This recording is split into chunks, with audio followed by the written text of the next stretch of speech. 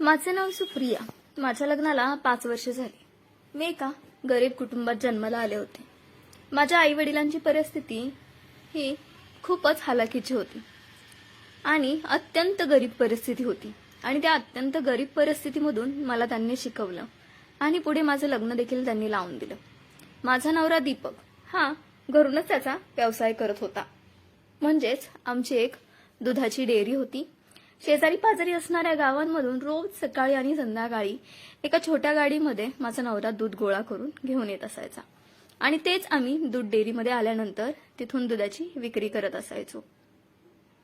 हळूहळू आम्हाला भरपूर गिराईक भेटू लागले आणि त्यातून भरपूर पैसा देखील मिळू लागला. त्यातच आम्ही आमचा संसार चालवत होतो. अतिशय चांगलं चाललेलं. खूप आनंदी होतो दोघं पण. हळूहळू आमच्या दुकानावरती गिरायकांची गर्दी वाढायला लागली, कारण आम्ही आमच्या दुधाच्या डेअरीमध्ये वेगवेगळे प्रयोग करायला सुरुवात केली होती आणि वेगवेगळ्या प्रयोगामधूनच पनीर बनवायला चालू केलं होतं. काही दिवस दूध शिल्लक राहत असायचं. नंतर माझ्या नवऱ्याने सांगितलं की आपण पनीर बनवूया, म्हणजे पनीरला जास्त दर भेटेल, आपल्याला चांगला पैसा आहे त्याच्यामध्ये आणि त्यातूनच आपल्याला पैसे देखील चांगले मिळतील. मी माझ्या नवऱ्याला म्हणाले, अहो पण एवढं पण विकायचं? तो म्हणाला, डेअरीवरून जेवढं विकता येईल तेवढं पनीर आपण विकायचं. पनीर हे हॉटेलला विकलं जातं. तो स्वतः म्हणला की तू येऊ नकोस, मी पनीर हॉटेलला विकत जाईन, टेन्शन घेऊ नकोस, असं माझ्या नवऱ्याने मला सांगितलं. तर दुधापासून पनीर बनवायला चालू केलं. आता रोजचे 50-60 किलो पनीर तयार होत होतं. एवढं पनीर डेअरीतून विक्री होत नसायचं. डेअरीतून जास्तीत जास्त 5 किलो पनीर विक्री होत होतं. माझा नवरा पनीर विकण्यासाठी हॉटेलवरती चक्रा मारायचा. सकाळ संध्याकाळ त्याची चक्कर हॉटेलवर असायची. त्यातून चांगले पैसे देखील आम्हाला मिळू लागले होते. आता हळूहळू आता आम्हाला पैसा देखील भेटला होता चांगला. दही, बासुंदी, खवा असे वेगवेगळे प्रोडक्ट्स आम्ही आता बनवायला चालू केलं होतं आणि त्यातून देखील चांगला इन्कम हा होत होता. चांगला पैसा भेटू लागला होता. पैसा वाढला होता. तसेच ग्राहक देखील वाढले होते. त्यातच आता उधारी सुद्धा वाढू लागली होती. ग्राहक काही जवळचे असल्यामुळे आम्हाला उधारीने देणं हे भाग होतं, कारण नाही दिलं तर ते दूध डेअरीत शिल्लक राहायचं. मग त्यापेक्षा एखाद्या गरिबाने नेऊन खाल्लं तर त्यात काय वाईट नव्हतं. त्याच्याकडे येईल त्यावेळेला पैसे तो द्यायचा. ते शिल्लक राहण्यापेक्षा आपण असं विकून टाकलेलं बरं असं वाटायचं आणि ते देखील महिन्याला त्यांचं संपूर्ण पेमेंट करत असायचे. हळूहळू आम्ही अजून एक डेअरी टाकायचा निर्णय घेतला होता. परंतु हळूहळू त्या ग्राहकांमधील 2-3 ग्राहक आम्हाला पैसे द्यायला नकार करत होते. म्हणजे ते वेळ लावायचे, वेळेवर देत नसायचे. एके दिवशी माझा नवरा हा डेअरीवरती होता आणि मी घरीच होते.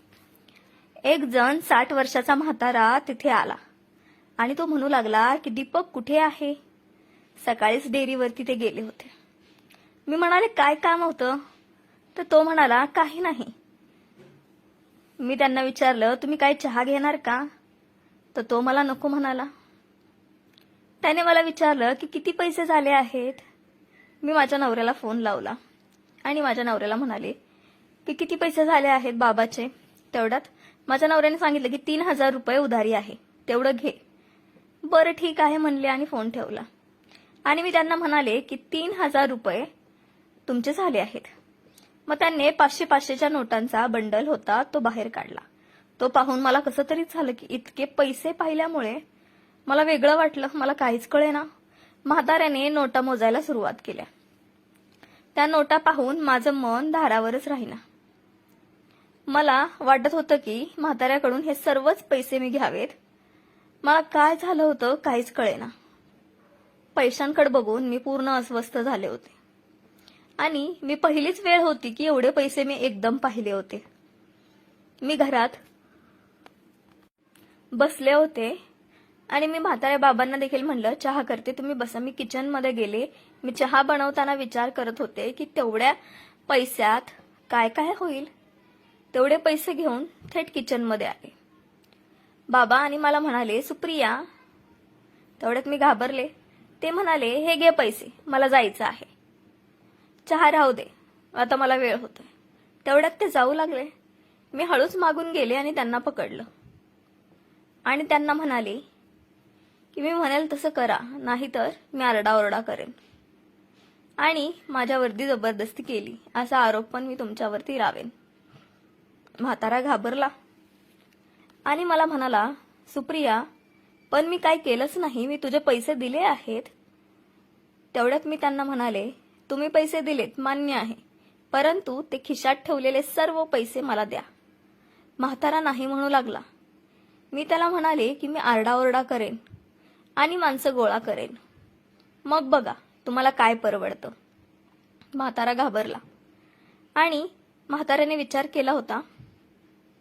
म्हातारा मला म्हणाला, ठीक आहे, मी तुला ते सगळे पैसे देतो, परंतु त्या बदल्यात तू मला काय देणार.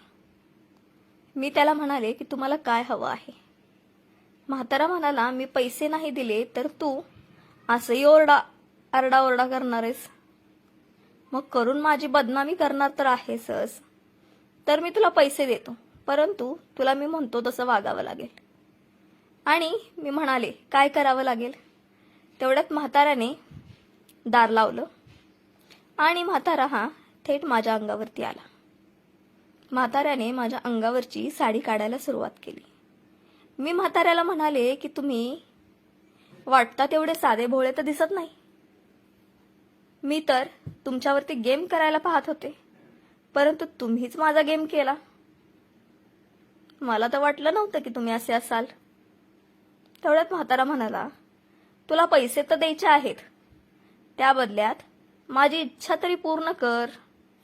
मला तुझ्याकडून शारीरिक सुख हवंय. तो असं म्हणता क्षणी मला सर्व काही मिळाल्यासारखं झालं, कारण मला फक्त पैसे हवे होते आणि त्या पैशासाठी म्हाताऱ्यासोबत झोपायला मी तयार होते. कारण म्हातारा करून तरी काय करणार. एवढे पैसे जर मला मिळत असतील तर मी काहीही करू शकते. असं समजून मी म्हाताऱ्याला जवळ घेतलं आणि म्हाताऱ्याने देखील मला मिठी मारली. मागून माझ्या पाठीवरती हात फिरवू लागला. माझ्या अंगावरती काटाच आला. म्हाताऱ्याने माझ्या गालावरती एक चुंबन घेतलं. सोबतच माझ्या ओठात ओठ घालून तो जोरजोराने चावू लागला आणि त्याला मी म्हणाले, थांबा, कारण मला कसं तरी होत होतं. माझ्या अंगावरती काटा उभा राहिला होता. मला सहन होत नव्हतं. मी पटकन म्हाताऱ्याला कपडे काढायला सांगितले. म्हातारा पण दिसत होता तसा नव्हता. खूप चालाक होता तो. त्याने पटकन त्याची पॅन्ट पहिली काढली आणि मला उचलून दुसऱ्या रूममध्ये घेऊन गेला. खूप ताकद होती त्याच्यामध्ये. मला रूममध्ये घेऊन गेला. माझी साडी पूर्णपणे त्याने वर केली. माझ्या अंगावरती कोणतेच कपडे त्याने ठेवले नाहीत. पटापट माझे कपडे काढून त्याने बाजूला टाकले आणि जोरजोराने त्याने त्याचा कार्यक्रम सुरू केला. म्हातारा हा दुधाचे पैसे देण्यासाठी आला होता, परंतु त्याने माझ्या मांड्या पूर्ण लाल करून ठेवल्या होत्या. मला देखील छान वाटत होतं, कारण फक्त मला त्याच्याकडून पैसे हवे होते. म्हाताराने जोरजोरात मारलं. ताकद होती त्याच्यामध्ये. जोर आला होता त्याला. मी ओरडत होते थोडं थोडं. म्हाताऱ्याने माझ्या केस पकडले होते. त्याला काही समजत नव्हतं.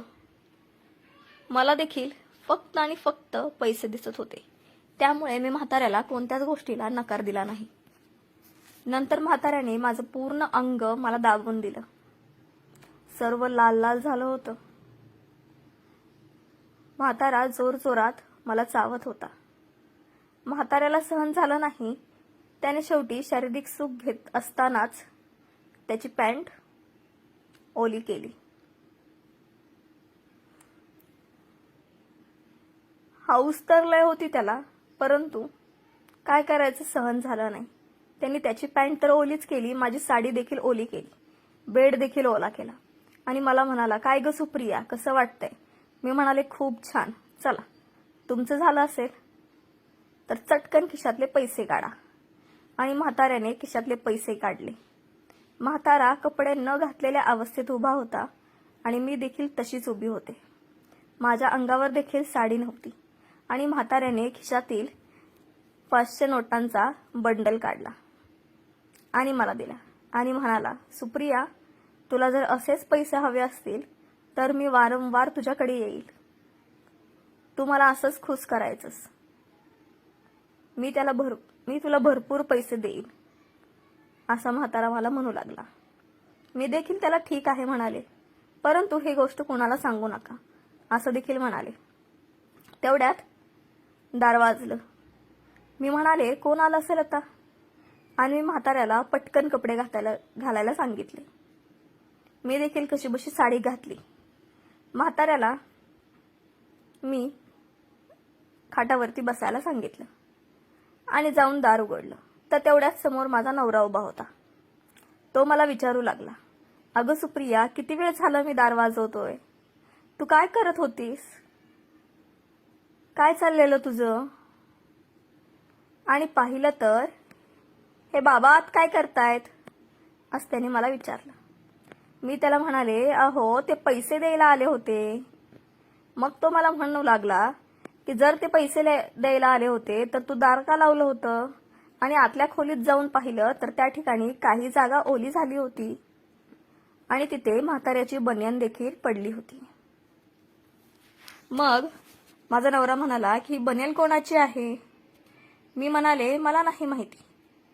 त्यांनी ओळखलं होतं की म्हाताऱ्यासोबत मी शारीरिक सुख घेतलं होतं. म्हाताऱ्याने मला पाहिजे असं मारलं होतं. त्याने त्याची इच्छा पूर्ण केलेली आणि मी देखील पैशासाठी हे सर्व काही केलं होतं. माझा नवरा समजून घ्यायला तयार नव्हता, कारण त्याने सर्व काही ओळखलं होतं. हुशार होता खूप. आणि सोबतच त्याने मला विचारलं की तुझ्या हातात एवढे पैसे कुठून आले? कारण म्हाताऱ्याने दिलेला पैशाचा बंडल हा माझ्या हातातच होता. मी म्हणाले, अहो काही नाही, ह्यांना मोजता येत नाहीत ना, त्यामुळे त्यांनी माझ्याकडे दिले. आणि म्हणाले, तुमचे 3000 रुपये घ्या आणि बाकीचे मला मोजून द्या. त्यातील 3000 रुपये घेतले आणि सर्व बाकीचे पैसे म्हाताऱ्याला दिले. म्हातारा पैसे घेऊन खुश झाला आणि निघून गेला. माझा नवरा मला खूप मारू लागला. त्याचा माझ्यावरचा विश्वासच उडला. मी काय करू कळेना, काय करावं कळेना, काय बोलावं कळेना. कारण मला पैशाची खूप गोडी होऊ लागली होती. फक्त पैसा कमवायचा होता आणि फक्त पैसा दिसत होता. मी घरी येणाऱ्या प्रत्येकालाच अशा पद्धतीनं बोलायचे, त्याच्याकडून पैसे उकळवायचा प्रयत्न करायचे. परंतु माझ्या नवऱ्याने माझी चोरी आज पकडली होती. मला काय करावं हे कळत नव्हतं. आता माझा नवरा इतका मला वैतागला होता की माझ्यासोबत तो घटस्फोट घेण्याचा विचार करत होता. मी माझ्या नवऱ्याला म्हणाले की तू असं वागू नकोस, असं करू नकोस. मी त्याला खूप समजावलं आणि त्याची खूप माफी देखील मागितली. परंतु माझा नवरा मला म्हणू लागला, सुप्रिया, मी तुझ्यावरती इतकं प्रेम केलं यार, आणि मी तुला प्रत्येक गोष्ट दिली. मी तुझ्यासाठीच तर हे सर्व काही करतोय ना, मग तू हे का केलंस? मला काय बोलावं काही कळेना. माझा नवरा म्हणाला, हे बघ, मला वाटत नाही की तू सुधारशील, त्यामुळे मला आता तुझ्यासोबत राहायचं नाही. तुला जसं हवं आहे तसं तू जग आणि मला घटस्फोट हवाय. हे ऐकताच मी बेशुद्ध झाले. मला काहीच कळेना. मी शुद्धीवरती आल्यानंतर माझ्या नवऱ्याने मला समजावून सांगितलं की हे बघ, मी तुला शेवटचा चान्स देतो. इथून पुढे जर अशी काही गोष्ट माझ्या कानावरती आली तर मी तुला सोडणार नाही, असं माझ्या नवऱ्याने मला एकदम बजावून सांगितलं होतं. आणि आता एवढं बजावून सांगितल्यानंतर मी देखील थोडीशी सावरले. इथून पुढे माझ्याकडून सुद्धा अशी चूक होणार नाही हे मी लक्षात ठेवलं होतं. कारण माझ्या नवऱ्याचं माझ्यावरती असलेलं प्रेम पाहून मी आता टाळ्यावरती आले होते. थोडा वेळच लागला मला टाळ्यावर यायला, परंतु मी आले. कारण पैशापेक्षा मोठं हे प्रेम आहे हे मला आता कळालं होतं. पैसा आज सगळ्या गोष्टी नाही, कारण माणसं म्हणतात पैशाने सर्व काही विकत घेता येतं, प्रेम विकत घेता येत नाही. ते सुद्धा इतकं खरं नसतं की जितकं माझा नवरा माझ्यावरती प्रेम करतो. हे मला आता समजलं होतं. त्यामुळे इथून पुढे मी माझ्या नवऱ्याने कमावलेल्या पैशातच सुखी राहीन, असं मी स्वतःच्या मनाला ठाम सांगितलं होतं. आणि म्हाताऱ्याच्या आणि माझ्यात झालेलं हे आमच्या दोघांनाच माहिती होतं. माझ्या नवऱ्याला परंतु खरंच म्हाताऱ्याने येऊन त्याची सर्व इच्छा पूर्ण केली. आणि मी म्हाताऱ्याला फसवायला गेले, परंतु माझीच फजिती त्या ठिकाणी झाली होती. म्हणतात ना, आपण दुसऱ्यासाठी खड्डा खणतो आणि आपणच त्या खड्ड्यात पडतो. खूप वाईट वाटू लागलं होतं. म्हातारा प्रत्येक वेळेला माझ्याकडे पाहून हसत होता, बोलत होता. आणि तो ज्या ज्या वेळेला हसतो त्या वेळेला मला आमच्या घरात झालेला प्रसंग तो आठवतो. काय करणार, माझ्यासोबत घडलेला प्रसंग मी आज तुम्हाला सांगितला आहे. तुम्ही सुद्धा पैशाच्या आधी जात असाल तर वेळेचंच सावध व्हा. आणि पैशासाठी अशा काही गोष्टी करत असाल तर करू नका, कारण यामध्ये विश्वास गमावला जातो आणि शेवटी आपण एकटे पडतो. फक्त आपल्यापाशी राहतो तो म्हणजे पैसा. आणि पैशाने तुम्ही जगातली कोणतीही गोष्ट विकत घ्याल, पण एक माणूस खरा, एक प्रेम करणारा माणूस, एक विश्वास ठेवणारा माणूस तुम्ही विकत घेऊ शकत नाही. त्यामुळे जास्त जर पैसा करत असाल तर वेळेला सावध व्हा. माणसं जपायला शिका, पैसा जपायला शिकू नका. पैसा हा आपल्याजवळ जेवढा गरजेचा आहे तेवढाच ठेवायला शिका. आणि आपल्याजवळ जास्तीत जास्त माणसं राहतील याचा विचार करा. माणसांना जपा, माणसांना जपून राहा. प्रत्येक माणसांची किंमत करा, माणसांसोबत चांगलं बोला, व्यवस्थित राहा. हेच आपल्या आयुष्यामध्ये खूप महत्वाचं आहे.